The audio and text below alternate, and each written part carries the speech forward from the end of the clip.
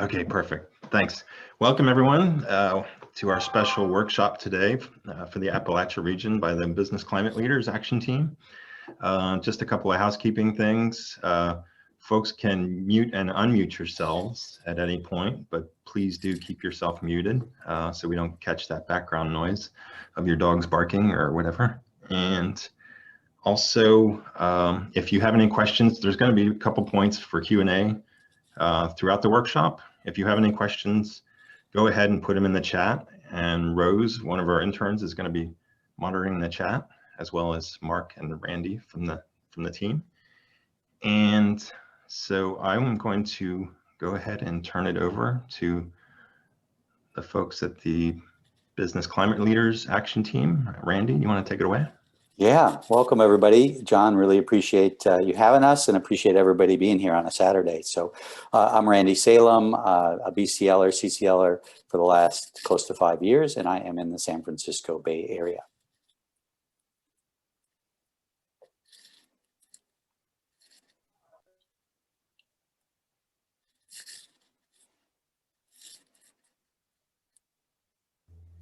Mark, you're muted. Sorry. Okay, how about now?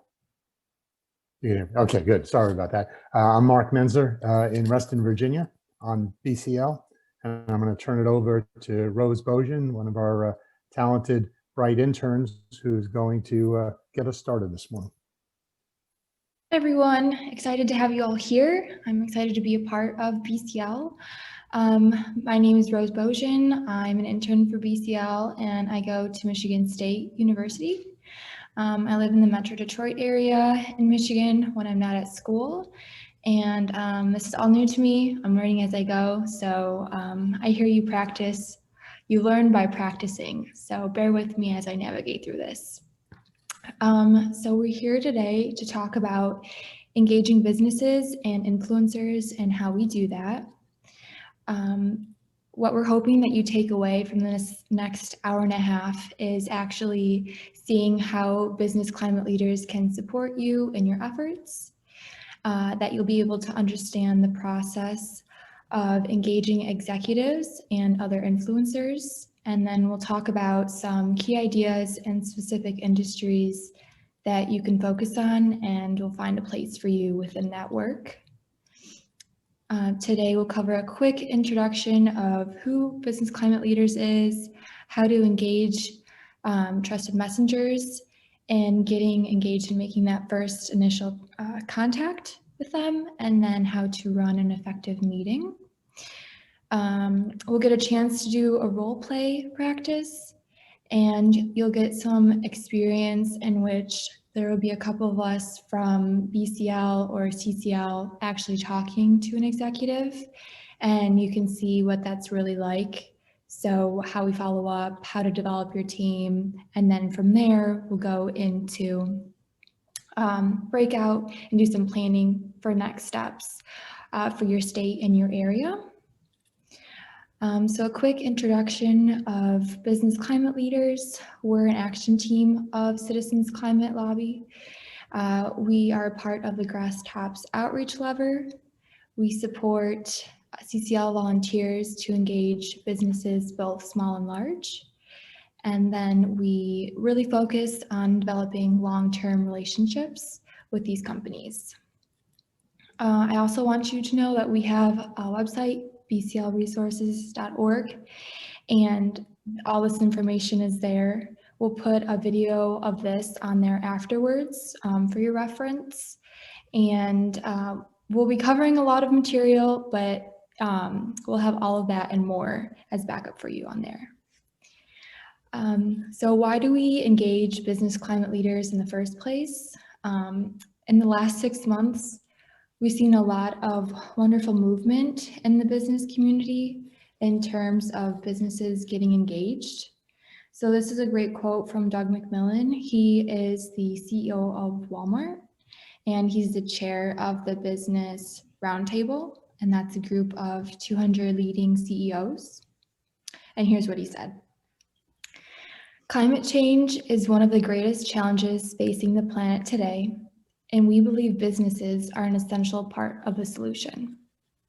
Representing more than 200 CEOs from America's leading companies, the new Business Roundtable position on climate change reflects our belief that a national market-based emissions reduction policy is critical to reducing greenhouse gas emissions to levels designed to avoid the worst effects and mitigate the impacts of climate change. So we can see businesses are starting to get engaged. Congress people want to hear from businesses, and now more and more are stepping up, and they're beginning to support things like we are, the carbon fee and dividend and carbon pricing legislation. Moving on, we work with all sorts of companies at BCL. We work with large national companies, also small, medium companies, and then on top of that, trade groups. And we try to work between them. So essentially, the more small businesses that we can get involved in a specific area or industry, the easier it is to get a large company involved, and then vice versa. And when we can get them all together, then it's easier to work with those trade groups. Within Business Climate Leaders, we have over a dozen different sectors that we work in. So if you have companies and want to get engaged in these specific areas, these are different ways we can support you. We have different teams that are working that have resources that can help you. And we have a number of declarations as well. So this is with specific, not just within industry, but sub-industry that's focused on areas where we see industries where they're affected by climate and where they can be effective advocates and help us move forward on climate. So you can see we have from breweries to seafood to healthcare organizations, and we can talk more about that. But with that, I will pass it on to my colleague. Okay, very good. Thank you. So the first step is to developing trusted messengers. So who is a trusted messenger? A trusted messenger is somebody whom the elected official that you're ultimately trying to influence trusts, or a group that maybe you can help establish some trust between the company and the elected official. And of course, you also want to develop a sense of trust between BCL, CCL, and the company that you're talking to too. So there's a lot of trust involved. And so first of all, we want to know, who is it that influences your member of Congress? Who pushes their buttons? And there's some listed here: donors, employees, trade associations, civic organizations, perhaps. And by the way, all of these underlined things here are links, and we will send you the slides afterwards to be able to take advantage of the links. The donors link, for instance, goes to a link called Open Secrets, which has a lot of information about who contributes to which elected officials. So that's a great place to start. So who are the influencers? That's the first group. But then there's, who do you know? Your own friends and your family and people that you meet in the community and the companies and the businesses that you frequent. And then once you have that group, you take a look and see if maybe some of them are the influencers who need to push your member, to talk to your member of Congress. So there's a lot of people out there who can be influential. And then ask your member of Congress or their staff who influences them. Of course, work through your CCL liaison with that congressperson, but you might get some good information right from the Congress's staff. And then we have a link below for the sample target list, which is just simply one way of organizing all the information you get, a way that we recommend to do that. And then, just like if you're doing a congressional visit, you want to do a lot of research before you get there. So just like you would research your congressman, in this case, you're going to research the influences. So pick some companies and start looking at their websites. What's their position on climate change? Do they have a sustainability statement? Go to their websites. There's a lot of information out there. Who are the key people in the company? Of course, LinkedIn, and hopefully you have a LinkedIn account, and you certainly should start one if you don't. It's amazing. We've gone to look for people in our local utility. I know nobody, but when I looked them up, I found that I was only one link away from knowing them. We had a common contact, and I was able to get introductions through those common contacts. So LinkedIn is a very good source, and you might want to look for the chief sustainability officer if it's a large company, government relations, or a small company, just the president or owner. What organizations do they belong to? Trade associations, environmental groups. Look those trade associations up and see how active they are, so you have something a hook to talk to these folks about. You want to look at their competitors to see what they're doing. It's always interesting to know. And then there are a lot of groups, some listed here, like We're Still In, RE 1000 series, the SBT, the Science-Based Targets Initiative, that a lot of companies belong to. So take a look at those lists and see who are the influential companies there.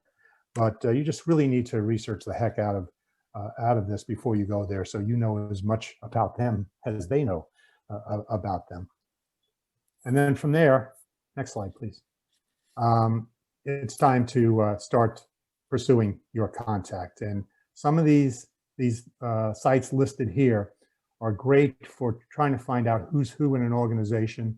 Viola Norbert is a good place to get email addresses of corporate leaders. LinkedIn, we've already talked about. So use these sites. They're very helpful in your research. And then craft an email that's going to get attention, just like when you're looking for a job, something that's going to get attention and get you in the door. And we provide you some examples on our website through this link. Just like a congressional visit, ask for a meeting, ask for half an hour to talk. If you don't hear back from them, keep at it, be persistent.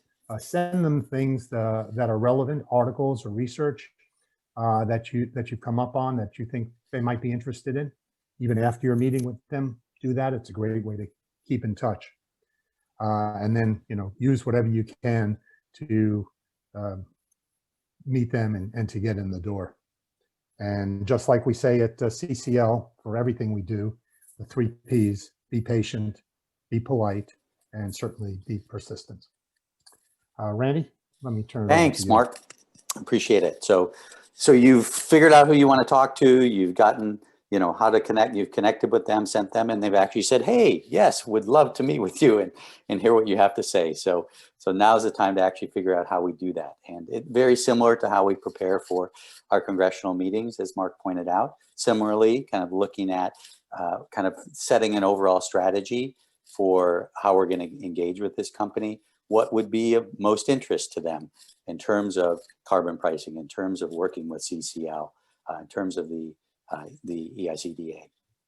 Think about what questions are good ones to get them engaged. We want to have an engaged meeting where we're getting as much from them and getting them to share with us kind of what their concerns are, what their priorities are, and then figuring out things that we can appreciate of them and things that we would like to ask of them, and create a meeting agenda. So we'll work through these areas a little more detail. So when we are kind of structuring how we go in, it may be, typically we like to go in teams. It's always nice to have another CCLer to go in. We at BCL are happy to join you for meetings, so you don't have to feel, scared or worried that you're not an expert or don't know enough, or whatever that may be. If it's energy, we have people within BCL and CCL that know that industry. We have, whether it's fashion, etc. We are here to help support you in doing that, so you don't have to feel that you're alone. But putting together a small team, and then what are the specific roles that you're going to take? Like with the member of Congress, there's going to be a lead, there's going to be somebody who does appreciation, keeps track of time, is asking, and is taking notes. And sometimes this can be you. All these roles can be wrapped up in you. So, but even if it is just me going into a meeting, I think about these different aspects that I want to make sure that I organize and manage in terms of the process. So in terms of engaging with companies, why are companies interested in this? Companies, of course, are made up of executives. Executives, we have to remind ourselves, are humans too, just as we do with our members of Congress. So they themselves have kids, have grandkids, they have their own personal attachment to the environment and the planet. So there is this moral imperative that many of us feel, that we feel, and many executives do as well, and we can utilize that. There's, of course, the business reasons for engaging and coming up with solutions to climate that just are going to increase the bottom line for them. Either going to create opportunities, new opportunities for them to sell new products or more to their existing customers, or ways that they're going to allow them to save money by being more efficient with how they spend it on renewables, things like that, or avoid specific costs that are going to happen more and more to them. And the third piece being to have a seat at the table. We know, particularly with this new administration, there's going to be a lot of legislation happening, a lot of action on climate. So either you can be on the sidelines and react to things happening, or you can be engaged and be part of the solution and part of making sure that both there's effective legislation put in place, but also that it meets your needs as a company in the industry that you're working with. So some of these things in terms of how we position ourselves within that. If we're talking to a healthcare company, for instance, you look at, of course, if there's less fossil fuel usage, there's less air pollution, which is good for our health, and of course, less deaths as well. Lower greenhouse gases, less warming, less health issues. So these are some, and there's others as well to kind of look at kind of how we line up and where we can have a common meeting point in terms of what we're doing and where their business is at. If it's a brewer, brewers are concerned about the availability of their hops and barley, and of course clean water, which we know climate is the biggest threat to all those pieces. So they're concerned about availability and the cost of their inputs. And a solution like ours, we actually have research and background information that you can show them that actually that this is the biggest bang for their buck. That actually for just a couple cents extra per bottle of beer or wine, as the case may be, we can reduce greenhouse gas emissions substantially. For instance, over the course of 10 years, it would increase the cost of a bottle of beer by a couple cents. At the same time, we know the economists tell us that we would reduce greenhouse gas emissions by up to 40%. If it's a solar installer, I think there's a pretty clear case. Having renewables, having a carbon price is going to make it more cost effective and have a much higher and faster return on investment for their customers. And if it's a ski resort, and you may not have ski resorts in your area, but I think this same thing applies to farmers or anybody who's kind of really on the front line of the effects of climate change, is that they're already seeing increases in costs. They're seeing increases in insurance costs. They're seeing, in the case of ski resorts, they're having to produce more snow. In the case of farmers, they're having to deal with the wildflowers. Wouldn't that be nice if there were more wildflowers, more wildfires, and extreme weather events, et cetera, increasing their costs. So you're already experiencing this. So why not invest in and support a federal framework, a national framework that spread those costs across all industries, not just your own? And it's bipartisan, and we're really working towards bipartisan support. And we know and believe that a market-based, as the gentleman from the Business Roundtable said, a market-based solution is much more palatable and to businesses and to conservatives. So what are we asking for? The biggest thing that we want is for them to be engaged. We want them to be engaged in solutions. Ideally, you know, I think our ultimate is that they're in a meeting with us, with members of Congress, with the senator, with the House member, and telling their story about the effects that they see of climate and why they think action is necessary and why they think the EICDA would be a fantastic solution and something that that Congress should get behind. So that's the ultimate, is to ask them to be engaged, to join us on meetings, or if they're not comfortable with that, if they're already meeting with members of Congress, to make climate a priority and to talk to them and start talking more to them about carbon pricing. They can, of course, publicly support, they can sign the EICDA or some of our declarations, they can educate their employees, they can talk to their competitors, other business networks, trade groups, they can introduce us to them, and all sorts of things. And there's also a link here, and we have a fantastic document that actually lists all these things. It's a really nice brochure that we put together with ASBC and other Sustainable Business Council, in terms of all the things that companies could be doing to support climate action. So with that, a lot of information. I'll take a breather and let you guys kind of ask us some questions of what that information, or what questions you have, before we dive into actually playing and actually having, each of us having an experience to meet with an executive. So Rose, I don't know if there's any questions that popped up that you want to put out there. And folks, you're welcome to unmute yourself. To ask. I'm unmuted. Great. Go ahead, Bruce. I've got a question. For initial contact, everybody hates to make a cold call. As a matter of fact, almost everybody hates to receive one. Do you have any suggestions or things on how we might make those initial contacts, perhaps in writing, perhaps by phone, perhaps by email? What have you found to be the most effective?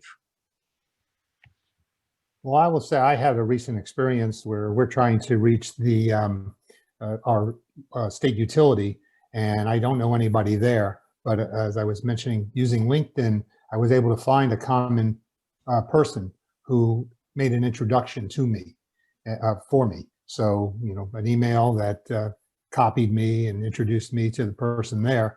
And we started a conversation that way. So using LinkedIn, I know I hate cold calling as well, but trying to search for that common person who knows somebody, that helps. In your case, was the common person already a supporter of carbon fee and dividend or climate change or what, or did you have to go through a first sales pitch to get the common person on your side? So it turns out it was somebody in Iceland who I linked in with once, and I'm not even sure I really know the person. He has no idea what I'm doing, but he made the, you know, introduced me anyway.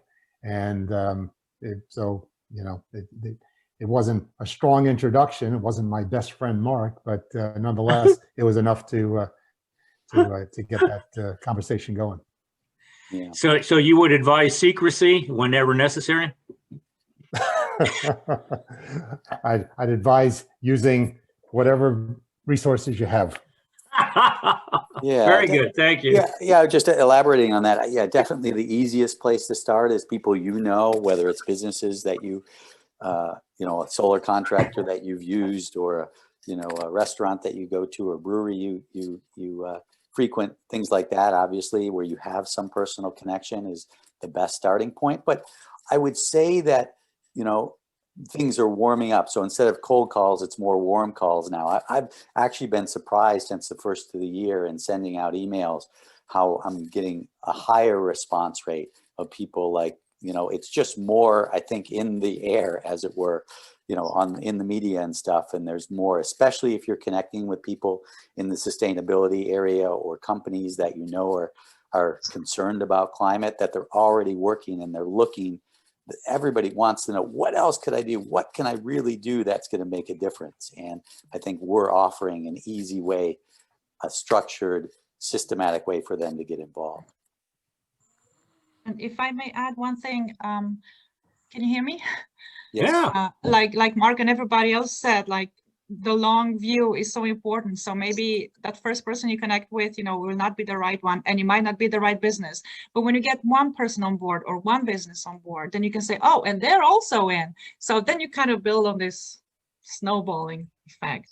So that's what I think is important to just look at it for the long term. You might not get the right person at the right company who's the biggest one in town, on your first meeting, but it's okay. You're building a network, right? Yeah, and I also try to be the friendly little thorn, if you will. I'll send one email, and then a month later, I'll just, hey, just wanted to check in to see if you would be open to talking about this, or, oh, this, we saw this thing from the business roundtable, add a little bit more. And it's surprising how, a month down the road, all of a sudden they're like, oh, I'm open to a meeting now, whereas they weren't, they deleted you before. Whatever may have shifted in the world or their company, or they had more time, or whatever it is. So, but, obviously we're here because we see this as a mission critical thing, and it's worth us in a nice way, getting a little uncomfortable, and maybe even making somebody else, like irritating a little bit. So another question in the chat from Gary. How do you recommend approaching a local chamber of commerce? Yeah, I'll take that though, as a person who has not been successful. I think going in cold and writing to the president of the Chamber of Commerce, if you don't know them, to me did not work. And I've been advised that our Chamber of Commerce actually has an energy and environment committee, and that I should go talk to them. So I think that would be the way I would do it. Of course, the best thing would be if you know somebody on the Chamber of Commerce, somebody who can get you into a meeting, or get you an invite to speak in a meeting. So maybe one of your local retail establishments. And there is some background, good supporting CCL webinars and background information, that we can send your way if you haven't seen it already, with some of the success stories within CCL where they have gotten some of the chambers, I know, down in South Florida and a few other places. Yeah, that question may come about because you may have heard that this past week, the U.S. Chamber of Commerce issued a pretty positive statement on market-based incentives, including carbon pricing. Unfortunately, the local Chamber of Commerces don't feel very much affiliation with the U.S. Chamber of Commerce, but the fact that they said that still helps, and I think it's still one way of getting your foot in the door. By the way, there's another question here. Oh, I'm sorry, Randy. I'm just going to throw out couple things that just came to mind. Also, in terms of a cold call, warm call, we have a better and better story to tell now. We have 800 going on 1,000 companies that support CCL. We have a lot in specific sectors and stuff. So it's easier and easier in terms of engaging people when you have that base to draw from. Let's take one more question, and then we'll jump in, and we'll have more time for more questions along the way. Could I say something about the Chamber of Commerce? Please. We have joined the Chamber of Commerce, our chapter, and I think others have as well. And that gives you entry to their events and a chance to talk to people and to become known to them. Thank you.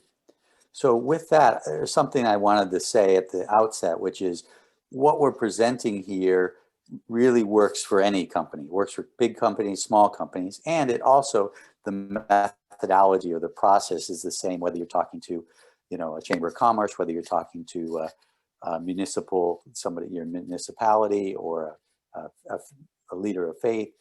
These different aspects in terms of how we present and how we strategize are similar. So we are focused on business, but it has a broader skill set to use. So with that, back to Mark. Okay, thanks. We had some other questions. We'll try to, if we can save those questions, we'll try to get back to you after the webinar if we don't get them during the webinar. Okay, so we're going to get ready now to do some role play. So let's talk about what your meeting with a business would look like. And it's going to look in structure pretty much like meeting with an elected official. I mean, you want it to be very concise and businesslike, but you also want to open up by breaking the ice, talking about a mutual friend that you have, or something in the neighborhood, or something that'll be a person-to-person thing before you start getting down to business. So it's always good to break the ice, make introductions for whoever is there, let them know what their role is in CCL or in the neighborhood. Make sure with whoever you're meeting with that if you agreed you had 30 minutes, that 30 minutes is still the amount of time that you have. If there's something nice that you can say about the company, we appreciate your having done this, and that's great. Spend a few minutes talking about who BCL is and CCL, and then an open discussion. Here's why we're here. Tell us what you're doing, and I would say spend a lot of time listening. This is not a soliloquy. This is a discussion. And if there's occasionally an awkward silence, that's okay. You don't have to fill the silence all the time. Give them a chance to talk to you and let them brag to you about what they're doing. And then you can talk about the Energy Innovation Act. And hopefully at this point, you've come up with a business case, some of the things that Randy had been talking about earlier, about why it makes sense for that company in that industry. And how it's a net positive for them. And then as the time is starting to wind down, you go for the ask. Of course, the asking for their endorsement of the act and asking them to come join us in lobbying with Congress. That's the grand slam home run. And you may not get that the first time around, but Randy talked about the possibilities. And you should go certainly for something. Try to get something before you get out of there, and keep that conversation going. And agree on future action items. We promise to send you that. You promise to do this. Make sure that you're all agreed on what that should look like. And then thank you and you leave. But it's not over, right? Because after that, there's plenty of opportunities to write to them, talk to them, keep that conversation going. And that's really important. This is not a one and done kind of thing. Okay, with that, before we break out into our sessions, we've got a demo of a role play session that we're going to play for you now.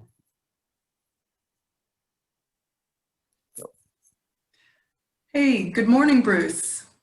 Good morning. How are you? I'm doing good, as best you can Great. these days. Oh, a lot of stuff going on. Randy and I are just delighted that you have time to meet with us today, so thank you. In fact, just to make sure, what's your time frame like? I got about a half an hour. Okay, that's great, thank you. Well, I gotta say straight off, I'm one happy customer. Thank you for the solar panels. Your crew did an excellent job, and we're loving them. So thank you. Great. I'll let them know. Please do. Okay, so as you know, we're here to talk to you about Citizens Climate Lobby and the work that we do, the bipartisan work that we do, and we're again just really glad for your time today. Sure. Did you get a chance to look at the information we sent along, Bruce? I did. I just skimmed over it, though. I'd like Okay. a recap, if you could. Oh, yeah, happy to. So as Sarah said, we're part of Citizens Climate Lobby. We're volunteers, and there's over 200,000 of us in the U.S. And we have local chapters in every congressional district. And as Sarah mentioned, we are working on bipartisan to raise bipartisan support for climate action. So we're meeting with every member of Congress 3 to 4 times a year. And we have been instrumental and are engaged in getting federal carbon pricing passed, specifically a bill that's now introduced in the House called the Energy Innovation and Carbon Dividend Act. And the 3 tenets of that are putting a steadily rising price on fossil fuels at the source, taking all that money and giving it back equally to every US citizen on a monthly basis, and having a border carbon adjustment to make sure that US businesses are competitive. And also, I think even more importantly, or equally importantly, is to encourage other countries to enact similar policies. Yeah. So we believe this overall framework is both, it will be good for your business and good for the economy as a whole. It's will grow jobs, it will lower pollution, which is great for our health, and it's great for the environment in that it will help get us on track to meet what scientists are telling us is essential in terms of lowering greenhouse gas emissions. As a business person, as a business person, Bruce, and the industry that you're in, the carbon-free industry, it's really important to understand that this is a market-based solution. Randy and I both know that you worked on some cap and trade policy, and so wondering if you have any... It's just in a nutshell, why do you like carbon fee and dividend better than cap and trade? Well, most importantly, it's equitable and it's transparent. It's a simple solution. It's a market-based solution, and it works across the board. Yeah, gasoline as well as power plants, I understand. Exactly. All right, that sounds good. So I'm interested in my partner. I will talk to my partner about this, and if she goes along with it, then we'd like to be able to help you. What would that look like? Well, you have a lot of options. You can talk to your employees. You can talk to your colleagues, especially since you're in the carbon-free industry. They're a significant voice as well. And you can meet with us, with your members of Congress to support this bill. And what would be really great is if you went ahead and considered signing an endorsement for the act. I believe we sent over a link to the carbon-free declaration. You should find it there somewhere. Yeah. To you again if you can't find it. But you know, having your support and others in your industry put your signature on to this declaration would be really important. Sure, thank you. Yeah, do I get a commission on any referrals? Absolutely, of course. That's the way it works. Well, boy, I really appreciate the time you're spending on this. I've really got to go now. If I have any more questions, should I get in touch with you or? Please do, and we'll make sure to follow up with you as well. Okay. Yeah, and happy to meet again. Happy to meet with you and your with your partners or employees or whatever we can do to support. We're here. Yeah, well, considering the dark skies that we've got out there, I really appreciate all the work that you folks have put into this over the years, and keep it up. Thank you. Thank you. Thanks a lot. And we're looking forward to working with you too. All right. Take care. Thanks. Bye-bye. All right. Everybody ready to do that? Get excited. So as you see, we're definitely not perfect, and I'm just seeing how many awkward pauses are in there. But I just want to tell you and set it up that you don't have to be an expert on any of these companies. You don't have to be an expert. You don't even have to be a business person to be out there talking. We have people within CCL, as you know, teachers and psychiatrists talking with businesses and engaging really effectively. So it doesn't matter what your background is. It's more a matter of what your passion and willingness to step out and engage. So we're going to go through a role play now. The idea being to make it kind of feel comfortable and just kind of going through the process and demystify what that experience is like. We're going to take 20 minutes. The first 10 minutes would ask you, we're going to break you into groups of 4. John's going to do that in a second. And one person is going to be the business person. 3 people will be the CCL, BCL people. You're going to take the first 10 minutes, not more than that, to do your planning. And then the last 10 minutes to actually do the meeting. I'm going to put in the chat here the different scenarios. I'm thinking what else I need to tell you before I do this. And then once we're done, we'll all get back together and share a little bit about that. So I'm going to pop in chat right now the different scenarios. And the way it's going to work is if you're in group 1, you'll do scenario 1, which happens to be a Chamber of Commerce. If you're in group 2, you'll do scenario 2. There's 6 scenarios. So if you're in group 7, you go back and do scenario 1. If you're in group 8, you do scenario 2, okay? We actually have 6 groups. Perfect. We're going to end up with 6 groups. Great. So everybody will get different people. As with everything CCL, love the group you're in. So you'll have time if you want, even if you want to talk to a brewer, you can do that. You can use on your own or think about that or get together people in your chapter, even if you're not in that group. So love the group that you're in, and we'll go from there. All right. Anything I missed, Mark? No, I think that's it. Just be prepared, you know, and come back to kind of tell us a little bit, summarize your experience. Yeah, that's great. Okay. With that, and John is going to give us a 10-minute warning after we go in. After 10 minutes, he'll send us all a chat just to make sure that we're starting our practice meetings by then. And there's actually a couple groups that have 5 people. You want to make a group of 3? Let's see. But that 5's okay.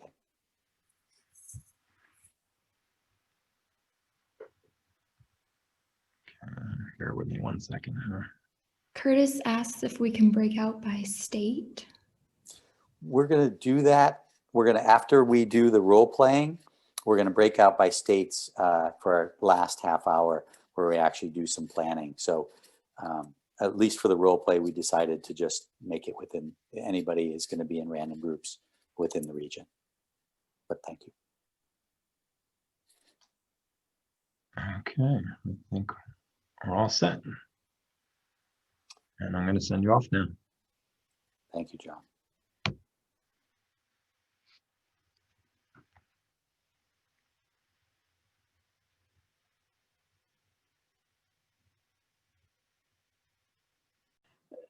Things so I can listen.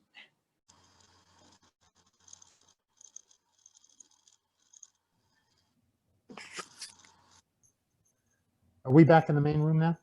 Yep, Yes. we're all back. Okay. All right. We didn't feel like we were just getting going there. Sorry. Okay. We took too long.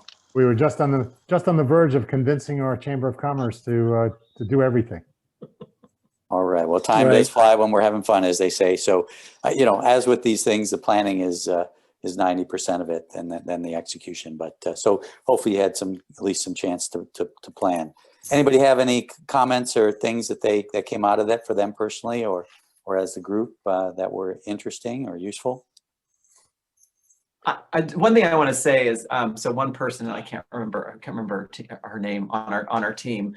I was in the Chamber of Commerce and I was the Chamber of Commerce, but she started out talking in terms of appreciation, talking about all the great things that I and the Chamber had done, that like to highlight all the wonderful natural resources. So the beautiful streams, and to like really like dialing up all the beauty of the town and everything, which I thought was really an effective way to like, really talk about it from an environmental standpoint without actually expressly saying that. So I thought that was actually a brilliant way to show appreciation in a way and kind of get them in that line, you know, thinking about that.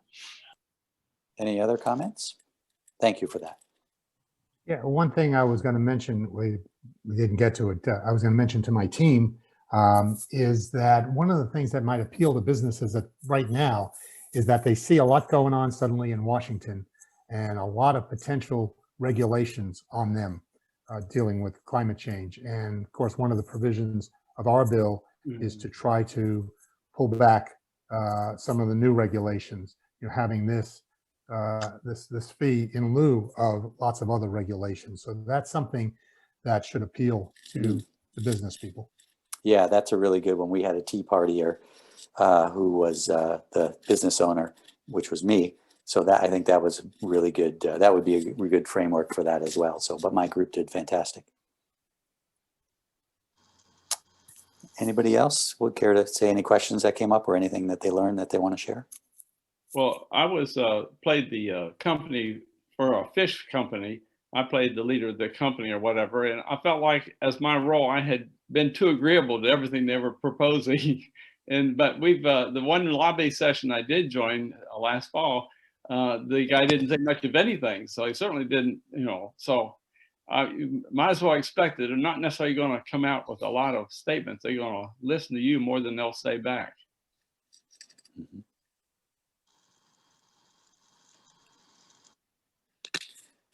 The other thing I think about our session with on shellfish was the really good sort of diverse arguments and specifics about the shellfish industry and the difference between regulation and our bill. So I think that it, as a group, I think it was really kind of went really well, kind of a lot of participation. I was in the same group, and what struck me was the need for research, because I don't know anything about fishing. And so before going in a meeting with if this was a real meeting, I would have expected to do quite a bit of research. And Marat knew a whole lot about it from her previous life, and it really helped to have people who know what they're talking about involved. Yeah, would echo that. Obviously, we do as much as we can, and we have people within CCL that we can bring in to support. But also, you don't have to be the business person is the expert on that. We're the quote unquote expert on the EICDA, something they don't know much about. So that's what we're bringing to the table. Yes, if I may, sorry, Peter. If I may add, I actually find that I see more of the commonalities in the sense of common difficulties rather than specific difficulties because it's this field or that. Meaning, it's, you know, is this a tax? It sounds like a tax. Or how is this really bipartisan? How many Republicans do you have supporting it? And it's like, and it takes us back to one, you know, so, or the tax. So I rather would like some help answering those in a good way. That sounds good for somebody who's, you know, pro-business, maybe a Republican. Yeah, Sorry. a couple things on that. Yeah, one, George Schultz is the one that initially told us it's not a tax if you take the money and give it back to everybody. It's a fee. So it's coming from, you know, one of the leading Republicans. And then in terms of the other side, my answer to not having Republicans is we're not going to get Republicans on board until you can help us, you know, tell them that this is something important and going to be useful to you. Can I just ask a question? Yes. Do you recommend sending a handout prior to the meeting, just a brief framework of the bill so that you have a discussion framework that you can talk about? And do you ever have, when you're actually in the meeting, do you actually do a share screen to put documents up? Mm-hmm. Yes and yes. So I think it is useful if you have the time to send them an agenda ahead of time, you know, even just a couple talking points and maybe with links to if they want to do some homework beforehand, here's a link to, you know, the EICDA or CCL site. And the second part of it, which was share screen and do the agenda. Yeah. Sometimes we will actually do a presentation like this where, you know, and we have, BCL has presentations we've used in different industries. So we'll go through kind of the basic framework on a presentation that's useful. Some people feel most comfortable with that. Some people would rather just have a conversation. So you can do it either way. Okay, thanks. Okay, so I appreciate it. I know there's a lot that we want to get through in a short amount of time. So I'm just going to hold our questions now and we'll have more time at the end of that. So first of all, thank you everybody for stepping up and playing around with this and engaging. So thank you for that. Mark, you want to do it are you there? Yeah. Following up with these executives? Right. So of course, needless to say, after you finish, a thank you note to them regarding, you know, anything you promised to do or they promised to do. Send them whatever information you promised you would. And as I said before, just keep that relationship going. Stay in touch with them. Send them things periodically, every few weeks, every month, that would be of interest to them. And if you can't find things, take a look on community forums, on any of the social media outlets for CCL or BCL. There's always studies and things coming out that should be of interest. And again, take a look at our additional resources on bclresources.org. That's a great place for information. And I think, in fact, the next slide shows our site. So that is, we call that our internal site. That's for information for you to use as you prepare and after you've done your visits. And that industry resources, the third part there, if you go there and dig down into that, you will find that, yeah, there's the site that Rose has just put up the link for.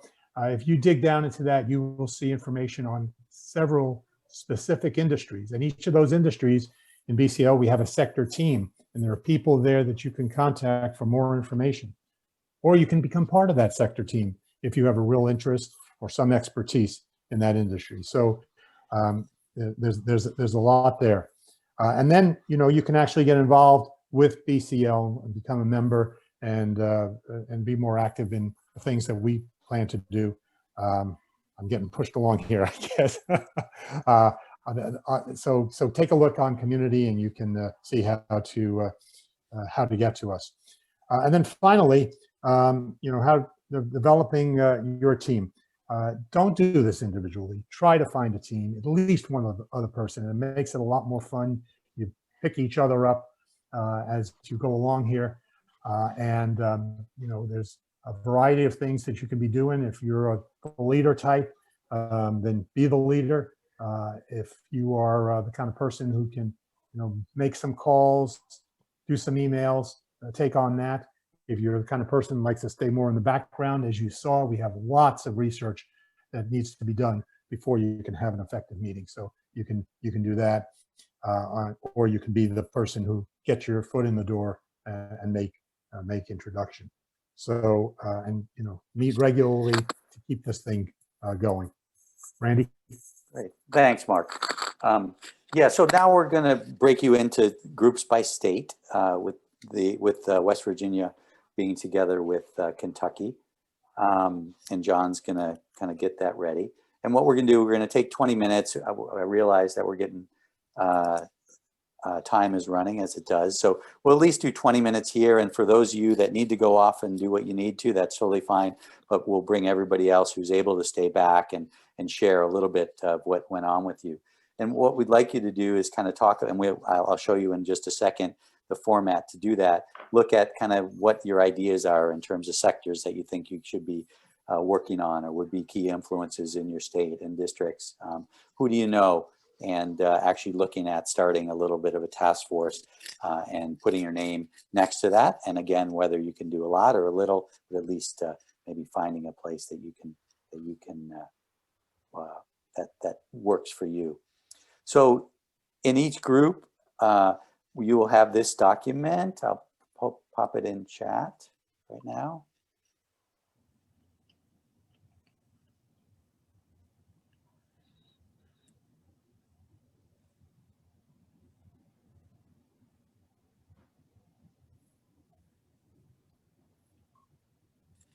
Okay, and we just ask in each group, just nominate somebody who's going to be the note taker, and you'll see there's a page for each state or state grouping, and you'll go through here and just kind of work your way through some kind of initial questions and some brainstorming to do, then try and define that in terms of key areas of interest to approach, and then break it down into the top 1, 2, or 3 kind of ideas. And then when we come back together, would ask somebody from the group to share kind of what you think was the most cool or interesting idea that you guys thought that you'd like to approach. So with that, John, when ready, we'll have send everybody off to their neighbors in their states. If people could copy their state's part of the chat, because when we go into a breakout room, the chat doesn't follow us. We can't see the chat.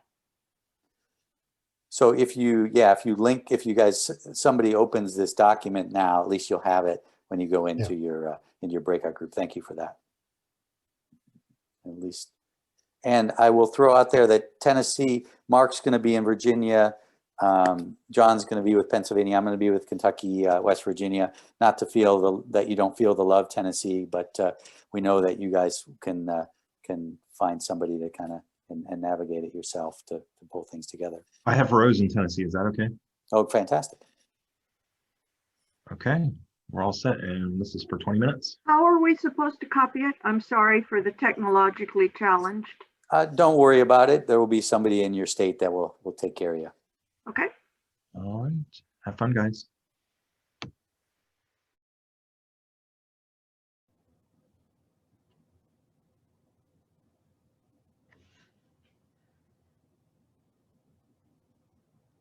Looks like we're all trickling back in. Does that seem too short? You know, work fills the time that you allow for it.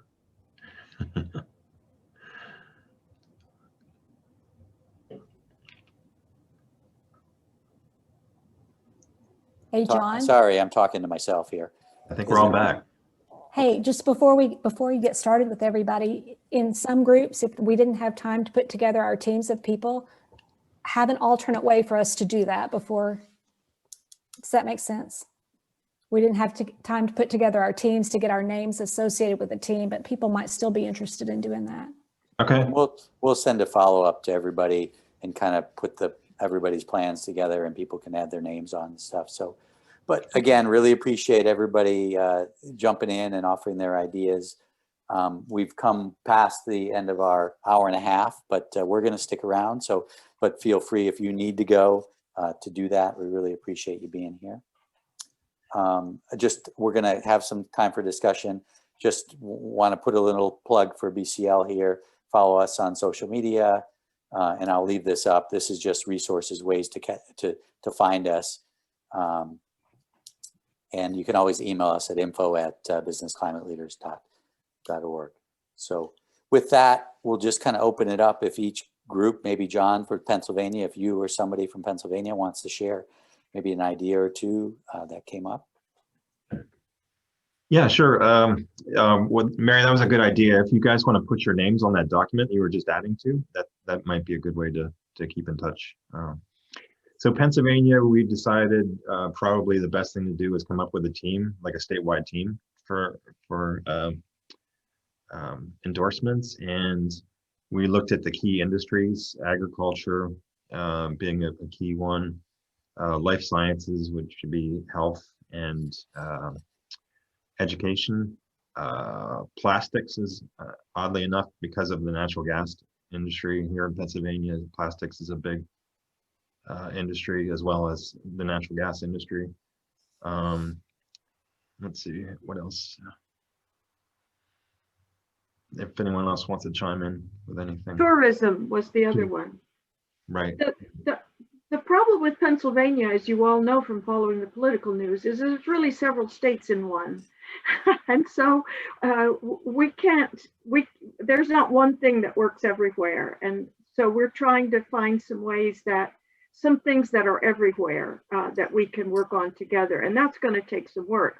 While we're each doing our own thing in each of the chapters, we can be thinking about how we can support each other through some statewide efforts as well. That's why we thought maybe a task force to look at that question of how the state could work together would be the way to go. That sounds great. Fantastic. Thank you, Pennsylvania. And we appreciate you, Pennsylvania, so in so many ways. Mark, for Virginia, if you Yeah, there were four of us there. We had a bunch of ideas. I'll just mention a couple. Healthcare, which I think would probably pertain to a lot of states. Healthcare is big, and defense contractors, which we happen to have a lot of, particularly in several places in Virginia. Problem with defense contractors is we really don't have the four of us didn't really have a clue as to how to go about it. But we do know some people in Virginia who might have an in, and we try to find some way of finding CCL members within Virginia who have some contact with defense contractors to try to see if we can define a target for them. The other thing is, I would say, we also said, I will back up. I'll say Virginia did this exercise amongst itself a couple of months ago. So we've got some efforts going already. I'm going to contact our state coordinator, our CCL state coordinator, to let her know what we did here today, so she could kind of add it to the list that we did last time and kind of and incorporate those of us who want to work on these into the group that that did this a few months ago. All right. Thank you, Mark. Yep. And is it Rose for Tennessee? Rosa? Or who? Anybody from Tennessee that wants to share? I can talk about it. We talked about, we had a few different ideas, but we talked a lot about the bike industry and the outdoor industry and tourism. Anyone else want to chime in? I don't know so much about Tennessee. We have a headquarters big company, Eastman Chemical industry, and automobiles are made in Tennessee, and healthcare. Anybody else?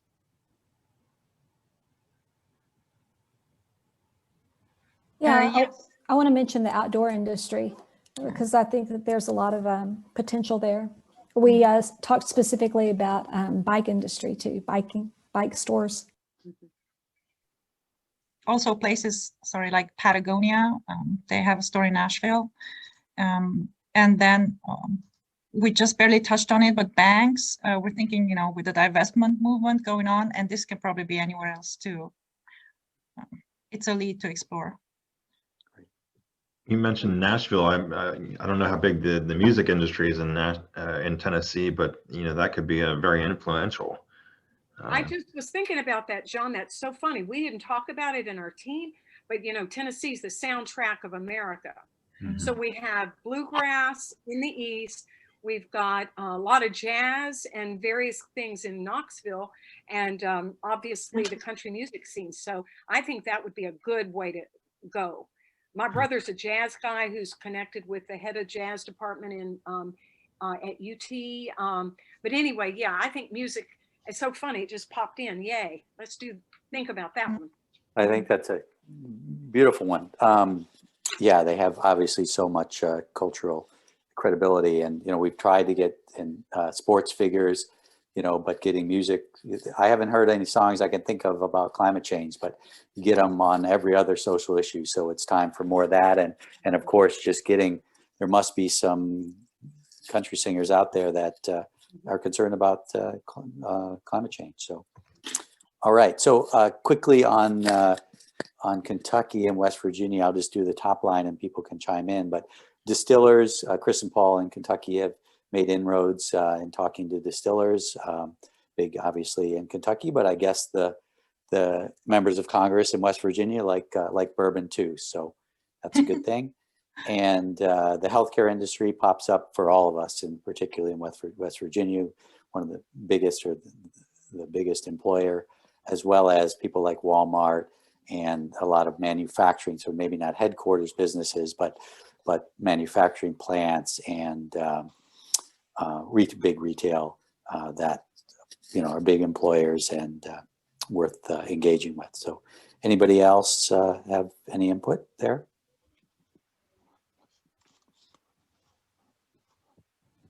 Okay, so with that, that's all I have to say, unless Mark or John have any concluding remarks. And other than that, happy to answer any remaining questions that you guys have. Can I just ask a quick question? Our team is doing Allentown, Bethlehem, Easton area of Pennsylvania. Our team is going to do an outreach for large businesses in our area. We have about 47 endorsers, but we really have very few businesses, no large businesses. So we're going to do our outreach. I think the training today was very helpful.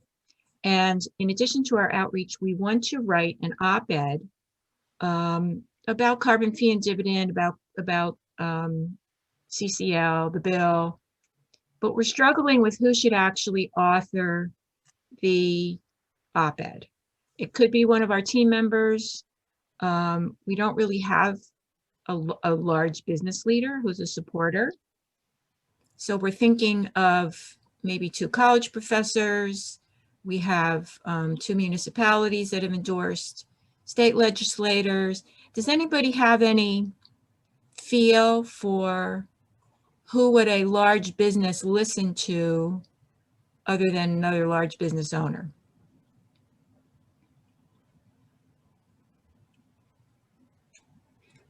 I think it depends on the business, really. Yeah. You know, if it's an automobile manufacturer, then maybe a supplier. They rely on dozens of suppliers. If it's agricultural business, it could be a fellow farmer. I think it really depends on the business. Yeah.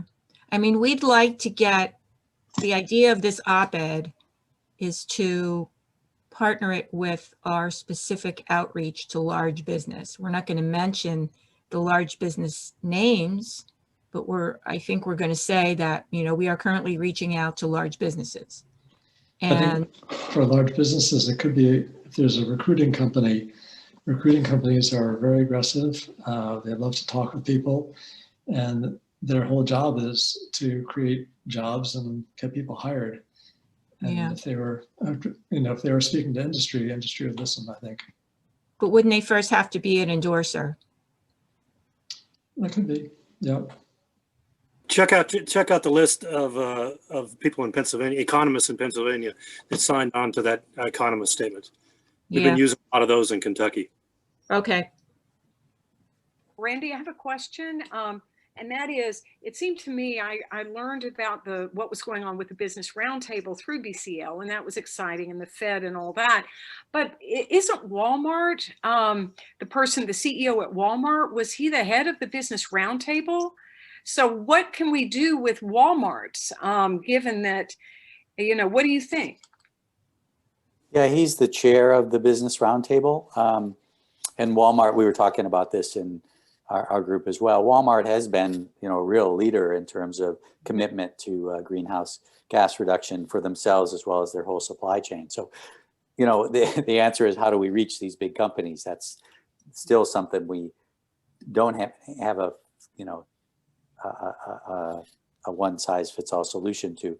There are some CCLers that work at Walmart that have connections. We've talked to their sustainability people in the past. We know that they've signed, no, we don't.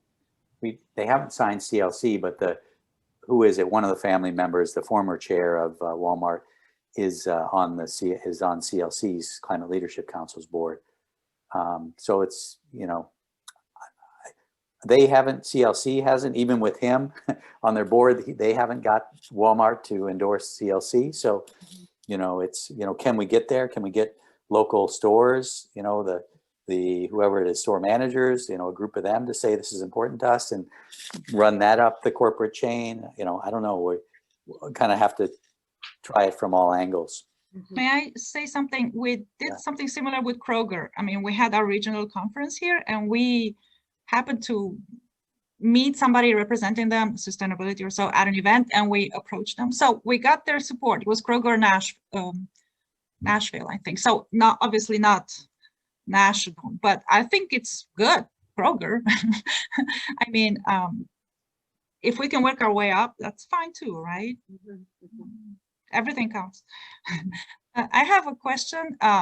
Do we refer to this as Energy Innovation Act and Dividend, or what's the correct name now when we're in this in-between situation when we don't know? Obviously not HR 763, or? Yeah, I mean, to me, at least my understanding from Danny and the gang is Representative Deutsch is going to introduce it soon, and it's going to be similar. Obviously, they have a different number, so I'm still using EICDA. You know, you can still point to that. You know, I still, in talking with companies or our declarations, it's basically like we're supporting carbon fee and dividend legislation that looks like similar to EICDA, which has been, you know, et cetera. Okay, since it's been known like that. Two Congresses. All right. Can you point to any examples of the healthcare industry that we've had some success with? Because it seems like that's a natural fit, because, you know, the whole health thing is going to be better, without fossil. We do have, and I can point you the health action team, Diana and Lisa. We've had some success with the Catholic health organizations. I think like Dignity is one. The Catholic based are an interesting inroads if you have them near you, because the Pope has, been supportive of the need to act on climate change. That's one avenue.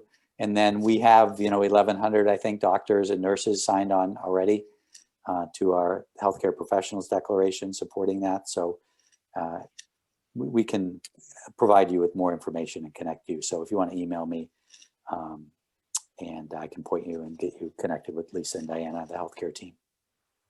Okay. All right. I'm going to plot my email in chat, by the way, Great. Mark, if you want to do the same. There might be some good union opportunities too, nurses unions, those sorts of things. Yeah. All right, we're a few minutes past our time. I want to thank Mark and Randy and Rose from the Business Climate Leaders Action Team. Very engaging. This is important work that we're doing with endorsements.